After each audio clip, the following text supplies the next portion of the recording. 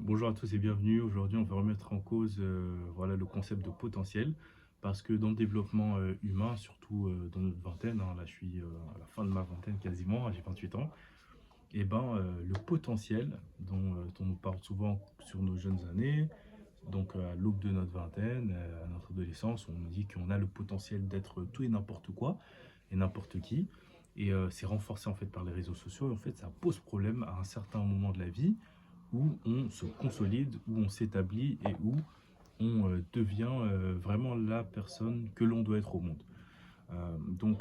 Cette sorte de potentiel, en fait, elle commence toujours voilà, bon, bah, à notre adolescence, quand on ne sait pas trop ce qu'on veut faire dans la vie, quand on a des grands rêves, quand on nous dit que bah, à votre âge, en fait, vous êtes comme une page blanche, vous pouvez quasiment tout faire, vous pouvez emprunter n'importe quelle voie, et ça nous pousse justement à aller de l'avant. C'est bien en termes de moteur, mais très rapidement, la vie nous contraint. Pour de bonnes choses, enfin, ça peut être bon et mauvais. C'est-à-dire que on finit nos études, on pense pendant notre vie d'étudiant que voilà, si on fait une grande école ou une école de commerce moyenne, on va gagner 3 000, 4 000 euros en sortie d'études. Bah, finalement, on voit que déjà trouver un emploi, c'est pas aussi simple que ça. Trouver un emploi qui nous plaît, c'est pas aussi simple que ça non plus. Et gagner 3 ou 4 000 euros en sortie d'études, c'est extrêmement compliqué. C'est qu'une minorité de gens qui peuvent vraiment le faire.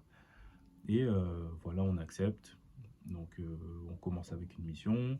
Très rapidement, on se retrouve à enchaîner les CDD, les contrats courts, où voilà, on s'établit dans un CDI et les années passent. Les années passent. Voilà. Soit on rentre dans la routine du CDI, soit on court toujours derrière les missions, les contrats avec le CDD, sans vraiment tomber sur notre idéal, hein, notre idéal.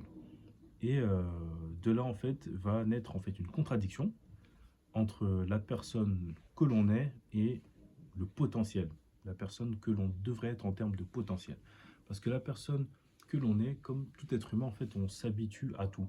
C'est-à-dire qu'à un moment donné, même les plus grandes difficultés vont être surmontées au moins mentalement, ou même les personnes qui sont prises en otage pendant 4 ans, 5 ans, bah, au bout d'un moment, bah, en fait, tu t'y fais. Ceux qui sont en prison, bah, c'est pareil. Et dans la vie de tous les jours, c'est un peu pareil aussi. C'est-à-dire qu'un boulot bah, qui nous fait chier, voilà, bon, bah, voilà, bah, on s'y fait. Et c'est pour ça que des fois, on voit des gens qui ont fait 20 ans, 30 ans, 40 ans dans la même boîte, qui sont pas si heureux que ça, mais qui ont réussi à passer ces années. Parce que l'esprit humain s'habitue pour pouvoir survivre. Et dans cette routine-là, en fait, on peut être très bien avec sa vie sociale, donc avoir quelques amis, avoir un compagnon, une compagnonne, avoir des enfants, avoir des petits projets, des petites activités. Et ça, c'est vraiment la base d'une vie satisfaisante. Et de l'autre côté, on a cette personne qu'on s'était construit il y a longtemps, où on s'était dit par exemple, moi je me disais qu'à 27 ans j'allais devenir millionnaire. À 28 ans, bah, j'ai pas honte. Enfin, je suis pas millionnaire, je suis pas pauvre non plus, mais je suis extrêmement loin du million que je m'étais imaginé dans ma tête. Je pensais que j'allais être chef d'entreprise avec des gens à manager et tout. Bah, je me suis rendu compte que de une, bah, j'y étais pas arrivé, et que de deux, c'est pas quelque chose qui me plaisait forcément. Donc, de ces deux états d'esprit-là, peut naître un malaise, un manque de confiance en soi, où on va se torturer l'esprit, où on va se dire qu'on est un potentiel gâché. Or, le potentiel, c'est toujours ce qui n'a pas été réalisé, ce qui n'est pas concret, ce qui n'est pas réel. C'est ce qui est possible, mais il faut plutôt s'ancrer sur le réel, sur le concret. C'est pour ça que là, on est en fin d'année. Bien souvent, les gens s'attardent sur les bonne résolution d'année prochaine, voilà, on va faire ceci, on se met ça comme objectif, alors qu'il faudrait peut-être plus passer du temps sur le bilan de l'année qui s'est écoulée, c'est-à-dire ce dont on a été bon, ce qu'on a pu manquer, ce qu'il faut améliorer, voilà, bon, bah, toutes ces choses-là qui vont nous permettre de mieux nous connaître, ce qu'on aime faire, ce qu'on n'a pas du tout aimé faire, ce vers quoi on veut s'orienter, voilà, est-ce qu'on veut accorder beaucoup plus de temps à notre vie sociale ou à notre vie professionnelle. Donc moi, ça a été un peu ça la conclusion de cette année, c'est que d'un côté, je voulais vraiment accorder beaucoup plus de temps et d'espace à la montée en compétences dans mon travail professionnel. C'est-à-dire que plutôt de m'imaginer voilà, des grands postes, des grands rêves, des grands horizons lointains, plus regarder comment est-ce que je peux me renforcer pour être beaucoup plus efficace et compétent dans ce que je fais déjà. Parce que je perdais trop de temps en fait à réfléchir à l'après, toujours savoir ce que j'allais faire dans 5 ans, 10 ans, alors que j'avais des urgences sur le moment. Donc j'ai pas attendu. À partir de septembre, je me suis inscrit à une formation pour monter en compétences et j'ai eu une certification.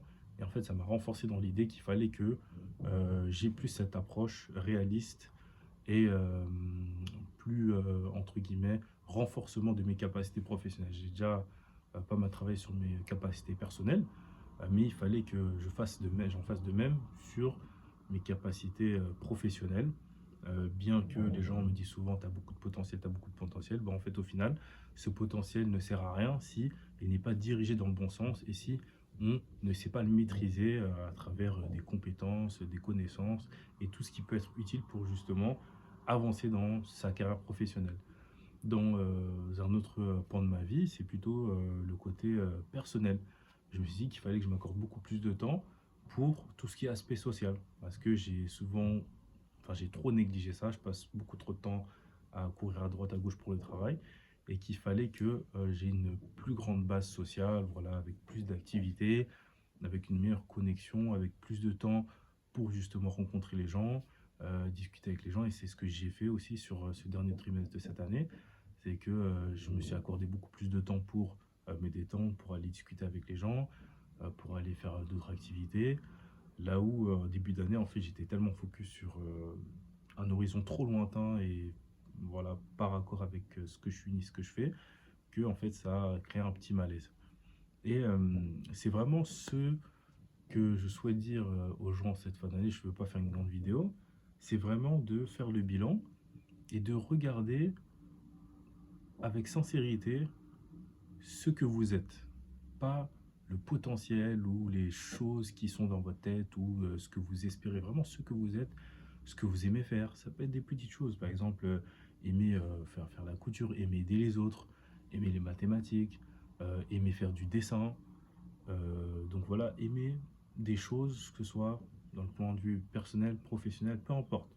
Regardez ce qui vous plaît, regardez ce dans quoi vous êtes bon, regardez ce à quoi vous êtes utile autour de vous et faites ce bilan des mini-compétences, des mini-choses, des mini-actions qui peuvent vous paraître anodines et qui n'ont aucun sens parce que ce dont on rêve tout le temps, c'est la grande image, voilà, c'est les grands objectifs, alors qu'en réalité, c'est dans les petites choses qu'on apprend à se connaître. Déjà dans la difficulté, voilà, donc il faut toujours se challenger, mais aussi dans les petites choses, ce qu'on aime faire en dehors enfin, dans notre temps libre.